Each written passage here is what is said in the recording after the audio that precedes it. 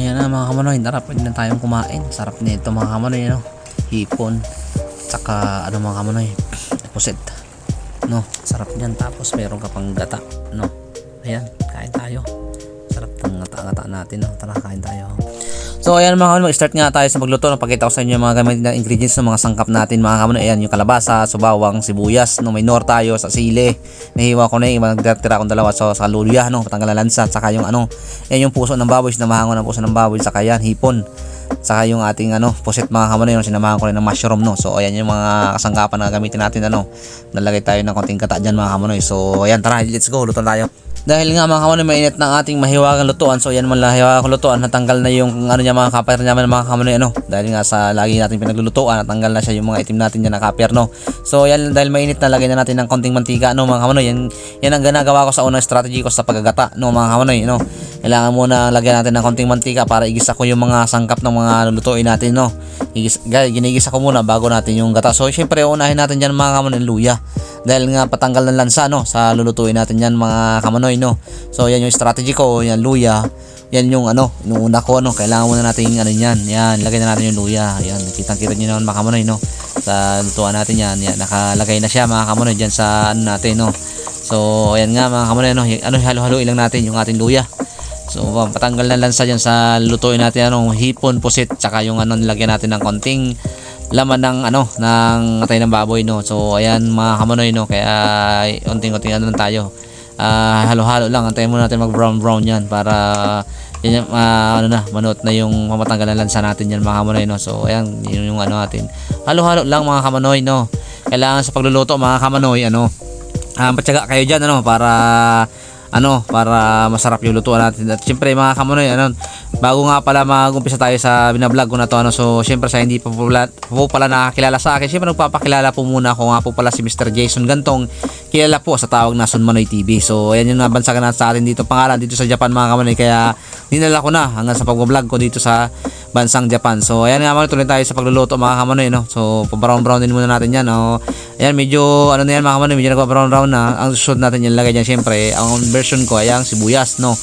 Dahil nga mga kamanoy, no, sa ayan nagtatanong sa mga nakakapanood sa vlog ko, ano, mga kamanoy, yan inuuna ko yung sibuyas din yan kasi nga mas matagal masunog yan kaysa sa bawang, no, mga kamanoy, kasi mas maraming tubig yung ang sibuyas kaysa sa bawang, no, mga kamanoy. So ayan, nakita nyo naman, no, yung mag-aano yan, mag-aalsa na kasi nga ano yan, may madami tubig. Syempre pag nakita na natin na ano na yan, naluluto na, lalagay na natin yung ano yan.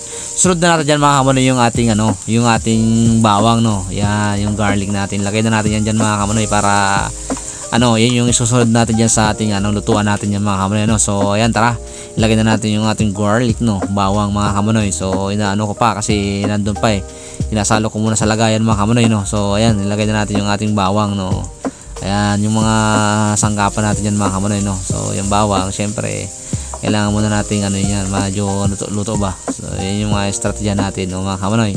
Syempre para ano, ilagay na natin yung ano, yung ating pampalasa dyan, no, yung kalahating nor. Yan, kalahating nor, kalahati ko lang mga kamanoy kasi walang ano dito mahirap yung bilihan dito nyan dito sa Japan, no, kasi yung mga ating mga Philippine food malalayo dito yung ano, may tinda naman medyo malalayo kasi tagakaubusan kasi nga marami naman mga Pilipino dito. So kalahati lang tayo, at least may pampalasa na agad tayo dyan, ano, yung sa ating nor na yan mga kamanoy. Yan mga kamanoy, no. Siyempre ilagay na natin yung puso, no. Yan yung puso ng ating bahay na isama ko kasi para yung pampalasa natin dyan, no. So yan mga kamanoy, no. Yan yung ating ano, para magpampalasa tayo sa lulutuin natin na ano, pusit, sipon, saka yan atay ng ano, puso ng baboy yan mga kamanoy, no. Yan, haluin lang natin, siyempre haluin natin lagi para pag nag-ano na manunot na yung mga ano yan, yung sanlas niya. Siyempre lagyan na natin yan mga kamanoy pampalasa, no. Lagyan natin dyan ang pampalasa dyan para mas ano na. Ayan, lagyan na muna natin yung pampanghang, no. Ayan yung mga kamunay, no, pampanghang. Sa mga kamunay dyan na gustong matuto pagluluto, sundan nyo lang itong ginagawa kong proseso sa pagluluto mga matututo kayo dyan, no. So masarap yung mga kainan natin yan, no. Wala tayong ano, mga paglibangan. Siyempre luto na naman tayo mga kamunay para mas marami pang ano, matutunan sa atin, no. So siyempre lagyan natin ng kaunting ano yan mga kamunay, magic sarap, no. Okay na yan, mga ganyan yung lagay natin. Para siyempre pagkatapos niya, lagyan na natin ng ano yan, yung paminta. Yan, yung paminta natin dyan mga kamunay, no. Lagyan natin paminta, siyempre sundan natin asin. Ayan mga kamanoy, no. Yan lang mga kamanoy, yung mga tamang tansyahan lang tayo. Hindi ko na kasi nailalagay sa ano kasi matagal pa. Wala ako rin akong ano nun mga kamanoy. Alam nyo na yun sa sarili nyo kung paano yung ano pagluluto niya na tansya lang. Huwag yung bilhin, konti-unti lang ba para matimpla nyo na. Siyempre, nalagay tayo ng asin, lagyan natin ng kaunting patis. Ayan, para mas ano, sigupin siya nung ano, nung karne. No, siyempre nagalagay din ako ng kaunting tuyo diyan para ano, mabalance yan mga kamanoy. Alam nyo maraming alat yan. Meron diyan. Kung try natin yan mga yan. Lagay tayo ng ano kung asukal na brown mga kamanoy, no. Yan. Lalagyan ko kasi pag nagluluto ako niyan mga kamanoy para mas ayos yung anuhan natin, no. Yan. Siyempre haluin natin para ano na, para mas yung sa ibabaw na ano mapupunta sa ilalim para mas ma-balance mga kamanoy, para halong-halo siya ano. Ayan mga kamanoy, so nahalo natin, no. Medyo anong bahagi muna natin takpan mga kamanoy, siguro mga ilang minuto, mga okay na yan mga kamanoy, maluluto na yan. So ayan, takpan muna natin siya for a few minutes. So ayan mga kamanoy, dahil nanonood na yung ano, yung mga ating sangkap na nilagay, so haluin natin ng bagya ano mga kamanoy, dahil nanonood na nga yung sa atay, no. Galasa na yan dyan mga kamanoy, kita nyo nag-brown na yung mga ingredients natin dyan ano, halo-halo na, buwan na sip-sip na ng ating ano, karne-karne ano, puso ng baboy. So siyempre ilagay na natin yung ating pampalinaw ng mata no mga kamanoy, ang ating kalabasa. So ayan, masarap yan talaga mga kamanoy, no. Mga ganyan lang ng ano, mga gulay natin. Siyempre ayusin muna natin para mas masarap, no. Ano, yan mga ganyan yung style natin diyan. Siyempre yung ating mushroom, yan. Yung ating mushroom mga kamanoy, sa akin gusto kong kataan talaga itong mushroom na to kasi napakasarap niyan mga kamanoy, no. Yan yung ating mushroom, inahiwa ko na, no. Yung mas maganda yung mga ganyang hiwa na mga kamanoy, maliliit lang para pag ano as ayos yung subo natin, hindi na tayo ano magangata. So takpan muna natin ng bagya for a few minutes later. Ayan mga kamanoy, medyo ano natin ang gulay natin ano. So ayan, medyo nasipsip na rin yung mga ingredients natin, mga nilagay niya sa gulay natin yan. Makikita niya naman. Siyempre, ilagay na natin yung ano, pang sa gulay natin. So mga kamanoy, kinuha ko lang yung yung dahon ng ano, no. Yung dahon ng ating pechay. So ayan, sinasama ko rin kasi itong ano na to, yung mga baklang ng pechay, no. So ayan. Okay mga kamanoy, ayan, kung dali kumukulo na, ayan na natin yung mga gulay mga kamanoy. So syempre ano natin gagawin dyan mga kamanoy, sunod na natin yung mga ilalagay natin dyan, ano. Haluin muna natin ng bagya, no. Haluin muna natin para mas maging ano mga kamanoy, no. Para mas maging balance ba, hindi lang sa ibabaw at sa ilalim na mga kamanoy, no. So yun yung ano, umalas na yung ating kalabasa, no. Medyo hinihigop na yung ating sabaw, no mga kamanoy. Syempre yung lang iba kung nilalagay natin yung ating hipon, no mga kamanoy, no. Wala na nga pala yung ulo niya. Nabili ko yan mga kamanoy, tinanggalan ng ulo kasi dito sa Japan tinatanggal talaga nila yan mga kamanoy, no. Kasi nga doon yung mga yung ali-aligi nga daw na ayaw nila, nandoon yung mga ano mataas sa tawag diyan sa ano sa high blood mga kamanoy, no. Sa yung ano yan, syempre sama na natin yung ating ano ating puset, no. So sa magtatanong nga pa dyan sa nakakita mga, hindi ko na yan ano, hindi ko na hiniwa yan kasi medyo solo lang naman ako kakain yan, kaya ano malalaki na mga kamanoy, no. Ayan, solo na natin yan mga kamanoy, ano, 5 piraso na malalaki na yan. So ayan naman, takpan muna natin bahagya para manot yung lasa mga kamanoy. At ayan na nga mga kamanoy, kitang-kita nyo naman, umalas na yung ating mga ano natin, no. Lagyan natin ng 3 pirasong sili para may pangat. At syempre isunod na natin yung ating gata mga kamanoy. So gata ng mga kamanoy, ayan nga pala yung ating gata, no. Wala kasi ditong ibang gata kundi nasa lata lang mga kamanoy, no. Yan yung nasa lata na gata natin dito. Syempre yung gata na yan lang yan, nilagyan ko muna ng konting tubig, sayang yung matira-tira mga kamanoy. Yan lang yung panggata natin dito mga kamanoy, no. So yan nga pala mga kamanoy, ano, di ko muna tinatakpan yan hanggat di ano luluto yung gata, no. So ganyan lang muna natin, kaya hindi ko muna tinatakpan yan. Siyempre buhos-buhosan natin yung ano, tingnan mo naman yung kalabasa mga kamanoy, no. Dumilaw na, maraming kanin naman ang maubos natin ito, ano mga kamanoy.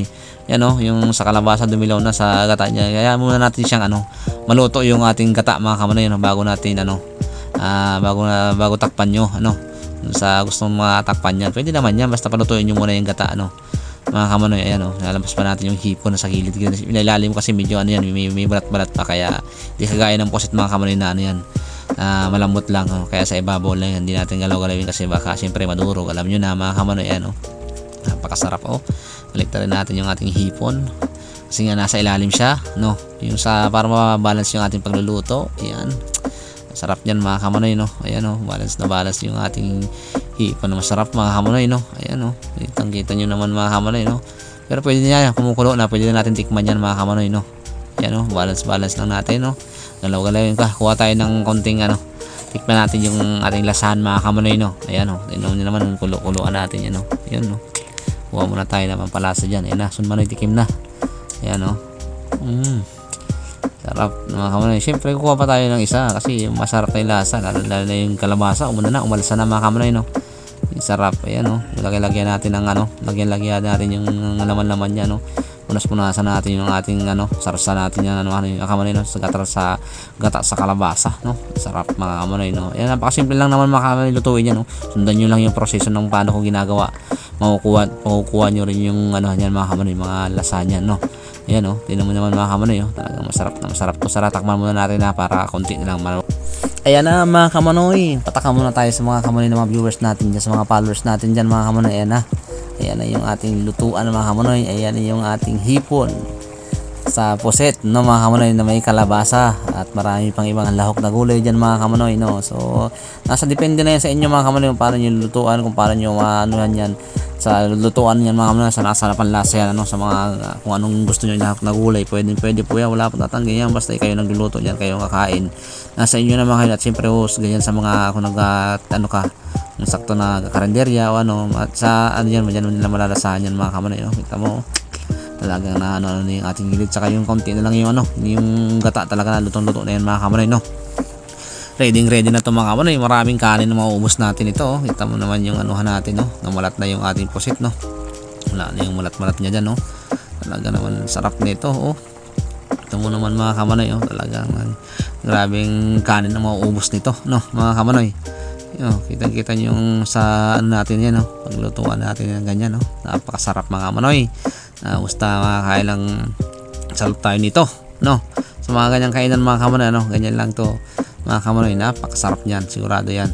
Yung gata niya medyo nanuot na, yung gata ba lumit na, kumbaga nahihigop na siya mga kamonoy, no. Yan yung ng sa natin luto natin, gata, no, sa kalabasa. So ayan mga kamonoy, tara, pwede na tayong kain na. Ayan ang pinakaintay natin mga kamonoy, ang siyempre ang kumain. Ayan, no, kita mo naman yung subuan natin diyan mga kamonoy, no. Ayan yung ating puset, kainin natin, Ayan naman mga kamonoy, no. Grabe, sarap ng kain ni Son Manoy, no. Kahit mag-isa lang tayo ngayon, sarap ang kainan natin dyan, no. Yan mo naman mga kamonoy, nakaunti na, no. Konti ko na lang na video niya kasi nakakain ako. Nauna ko, nalimutan ko nga pala, mag-video pa nga pala ako, no. Yan, mga kamonoy, yung sa ating hipo natin, no. Sarap, Yung naman yung kainan natin, talagang paano ka dyan mga kamonoy, mapapakain ka, mapaparami yung kain mga kamonoy, no. Ayan, no, mga kainan natin ng hipon, no. Sarap mga kamonoy, kumain tayo. Tara, kumain ba? Sa mga kamonoy dyan, ayan, simpleng kain lang tayo. Sa lutuan natin ay yung pusit, yung niya, yung brown niya nasa loob pa, hindi pa gaano lumabas, no, kasi di ko hiniwa. Yung masarap na lutuan ng mga kamonoy na ganyan, no.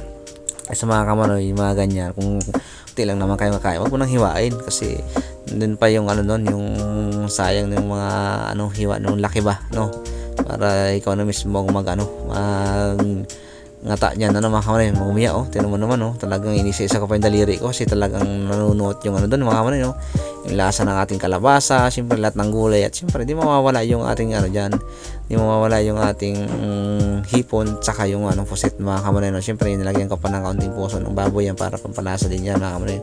Sinawag ko na rin yan doon mga kamonoy, yan, talagang sip-sip na maigi yan mga kamonoy, sarap yung mga kainan natin sa mga ganyan mga kamonoy, tingnan mo, talagang nasipsipan natin yung nakakagutom talaga pag mga ganyan ang kainan mo, sa kamay, napakasarap mga kamonoy ganyan kamay, ako talaga hilig kay mga dahil probinsyano ako, Bicolano, talagang sanay sa mga kamayan yan mga kamonoy. Siyempre hugas muna tayong kamay pa naman na dyan, mga kamonoy, yan mga kamonoy dyan na dyan, sa mga kamonoy. So ayan nga mga kamonoy, so please like, share, and subscribe, and follow my page mga kamonoy hanggang sa susunod ulit na vlog. Please support mga kamonoy. God bless.